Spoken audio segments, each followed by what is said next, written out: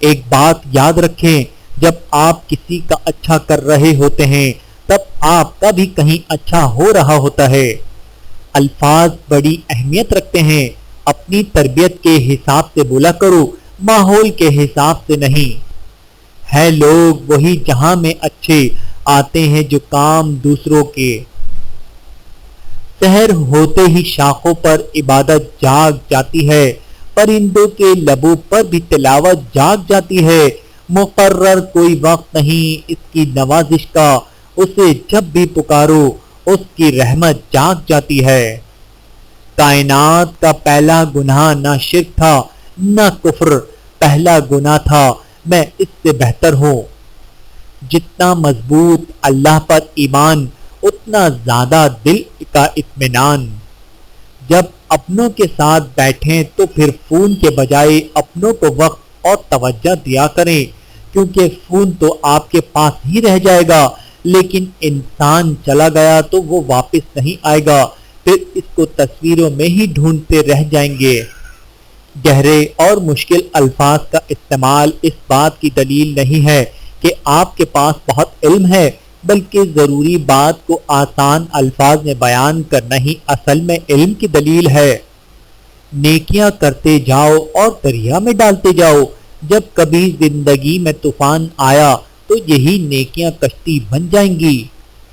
ایمان کی نعمت کے بعد عزت، تندرستی اور رزق سے بہتر کوئی نعمت نہیں۔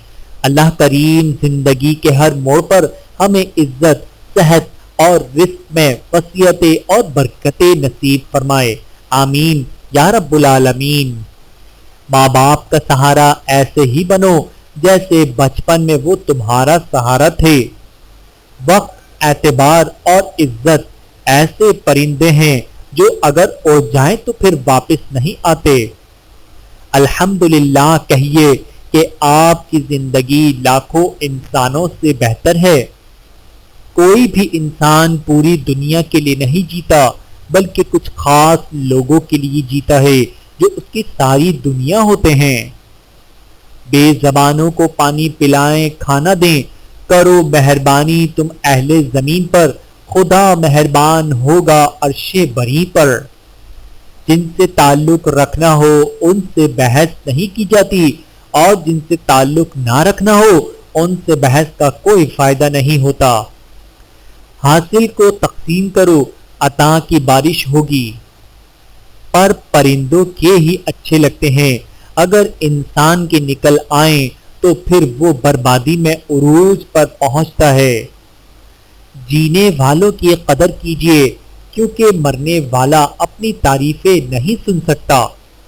غصہ بہت ہی برا ساتھی ہے، عیبوں کو ظاہر کر دیتا ہے، برائی کو نزدیک اور اچھائی کو دور کر دیتا ہے۔ جہاں چھوٹوں کی زبانیں بڑی ہو جائیں وہاں بڑوں کے رتبے ختم ہو جاتے ہیں۔ حوصلہ افزائی کرنے والے بنو، پریشان تو سبھی کرتے ہیں۔ جہالت گہری نیند کی طرح ہوتی ہے، جگانے والے پر غصہ آتا ہے۔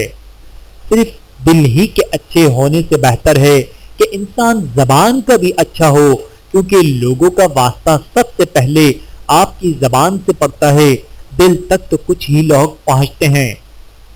اللہ تبارک و تعالی آپ کو سلامت رکھے، آپ کی تمام مشکلات کو آسانیوں میں بدل دے، اور ہمیشہ قلبی سکون، کشادہ رزق، اچھی صحت، وسیع علم اور اعلیٰ فہم عطا فرمائے، آمین ثم آمین۔